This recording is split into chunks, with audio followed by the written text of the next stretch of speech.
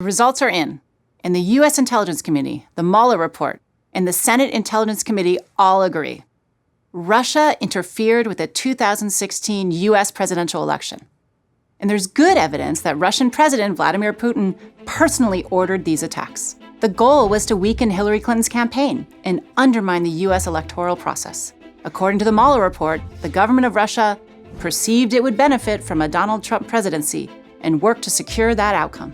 Of course, there's still sharp partisan debate about how much this Russian meddling affected the final outcome of the 2016 race, because nobody really knows for sure. There's also partisan debate about what steps the U.S. must take to prevent this sort of thing from happening again. But first, let's go back to 2016. Russian state-backed media published false stories about Clinton. Then hundreds of Russian-backed trolls, often posing as Americans, posted those stories on social media. On Facebook alone, those posts reached over 140 million people. And Russian hackers leaked emails from the Democratic National Committee and Clinton campaign chair John Podesta. But it didn't stop there. Moscow also targeted election systems in all 50 states. They went after voter data and the machines that tally and store votes. Russian hackers came close to changing or deleting votes in at least one state. And while there's no evidence they altered voter information, it shows how vulnerable our elections truly are. 2016 wasn't an isolated incident. In the 2018 midterm elections, Russian trolls spread disinformation and stirred up divisions on issues like abortion and gun control. Intelligence officials believe they will interfere again in 2020.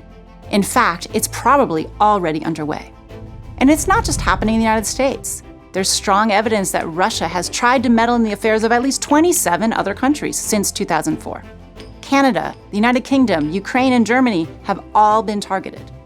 So how can the U.S. keep its elections safe from foreign interference? For starters, the U.S. can try to deter Russian cyber aggression. This means sanctioning Russian officials and showing the U.S. can launch counterattacks. Washington can make voting systems more difficult to hack in the first place. Election officials can back up machines with paper ballots and use other safeguards in case those hackers do break in. Congress can also start to regulate social media sites to stem the flood of misinformation.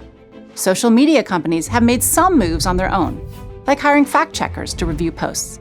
But many say these companies need to be forced to do more, like disclose who's paying for political ads on their sites. Since 2016, some things have been done. Both the Obama and Trump administrations imposed sanctions on Russian individuals and entities. Under President Obama, 35 Russian diplomats were expelled. The FBI and other intelligence agencies, they're spending more time and resources on investigating electoral foul play. Congress has allocated $380 million to states to better protect the vote. Many states are now investing in new machines and better software and preparing for post-election audits for 2020. Unfortunately, experts say it will take billions to truly secure elections. And electoral security is now becoming a divisive political issue. President Trump has referred to reports of meddling as a hoax, and he's dismissed warnings about the 2020 elections. Senate Majority Leader Mitch McConnell has also accused Democrats of playing up Russian interference for political gain. As a result, greater voter protections have stalled, and American votes remain vulnerable to future attacks.